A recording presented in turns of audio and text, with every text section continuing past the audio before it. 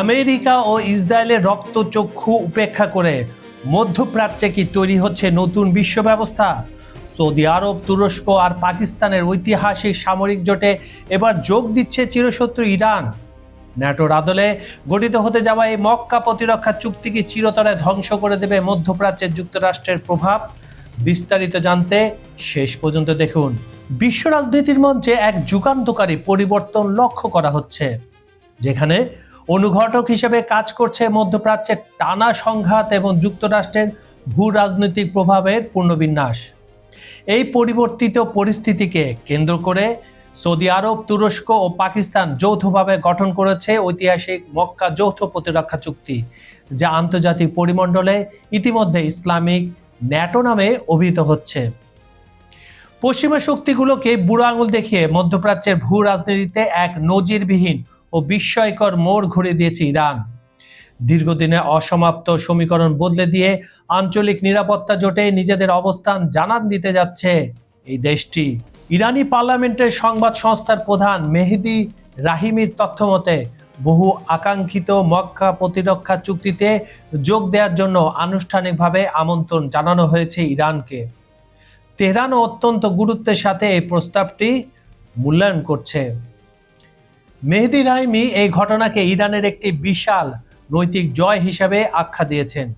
তিনি আবার বলেন, মধ্যপ্রাচ্যে নিরাপত্তা নিশ্চিত করতে বহিরাগত কোনো শক্তির মুখাপেক্ষী না হয়ে আঞ্চলিক দেশগুলোর নিজস্ব যৌথ নিরাপত্তা বলয় গড়ে তোলায় দীর্ঘদিনের ইরানি দর্শনের মূল ভিত্তি।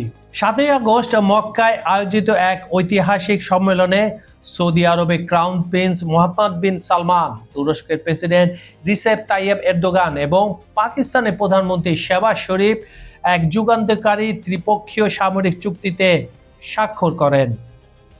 ন্যাটোর বিখ্যাত আর্টিকেল 5 এর আদলে গঠিত এই চুক্তির মূল শর্ত অনুযায়ী জোটভুক্ত কোনো একটি দেশে সশস্ত্র আক্রমণ হলে তা সমগ্র জোটের ওপর আক্রমণ হিসাবে বিবেচিত হবে এবং যৌথভাবে তা প্রতিরোধ করা হবে।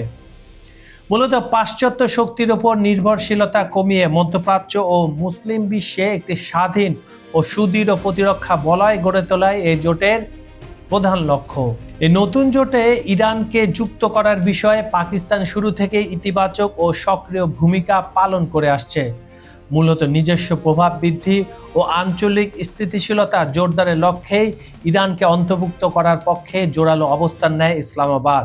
মেহেদি রাহিমের মতে, ওয়াশিংটন শেষ পর্যন্ত উপলব্ধি করতে পেরেছে ইরানের বিরুদ্ধে তাদের সামরিক কৌশল কার্যকর বা টেকসই নয়। ফলে আঞ্চলিক জোট গঠন এবং এতে ইরানের সম্পৃক্ততা এক নতুন রাজনৈতিক বাস্তবতার সূচনা করছে। তবে ইরানকে জোটে অন্তর্ভুক্ত করার বিষয়ে সৌদি আরব, পাকিস্তান বা তুরস্কের তরফ থেকে এখনো পর্যন্ত আনুষ্ঠানিকভাবে কোনো বক্তব্য বা স্বীকারোক্তি প্রকাশ্যে দেওয়া হয়নি। এ বিষয়ে 3 দেশই আপাতত প্রাতিষ্ঠানিক নীরবতা বজায় রাখছে। তবুও কূটনীতিক মহল এবং আন্তর্জাতিক বিশ্লেষকরা এই খবরের সত্যতা ও এর পেছনের কারণগুলো গভীরভাবে পর্যবেক্ষণ করছেন। বিশ্লেষকদের মতে, মধ্যপ্রাচ্যে সাম্প্রতিক সামরিক উত্তেজনায় মার্কিন সামরিক ঘাঁটিগুলোর ক্ষয়ক্ষতি ও সীমাবদ্ধতা সামনে এসেছে। ফলে রিয়াদ সহ উপসাগরীয় দেশগুলোর মধ্যে যুক্তরাষ্ট্রের একক সামরিক সুরক্ষার উপর নির্ভরশীলতা নিয়ে গভীর উদ্বেগ তৈরি হয়েছে। সোজা কথায়, যে দেশ নিজেদের নিরাপত্তায় দিতে পারে না, নিজেদের ঘাঁটিগুলো বাঁচাতে পারে না, তারা মধ্যপ্রাচ্যে অন্যান্য দেশের কি নিরাপত্তা দেবে? ইরান যুদ্ধে তা সামনে এসেছে।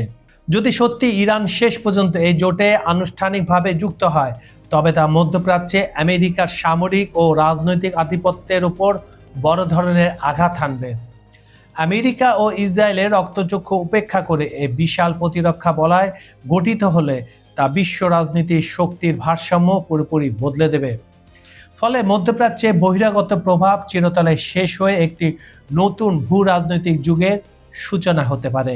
আন্তর্জাতিক অঙ্গনের টপ নিউজ এবং বস্তুনিষ্ঠ ও বিশ্লেষণাত্মক আপডেট সবার আগে পেতে খবর সংযোগের সাথেই থাকুন। দেখা হচ্ছে আগামী পর্বে নতুন কোনো গুরুত্বপূর্ণ ইস্যুতে।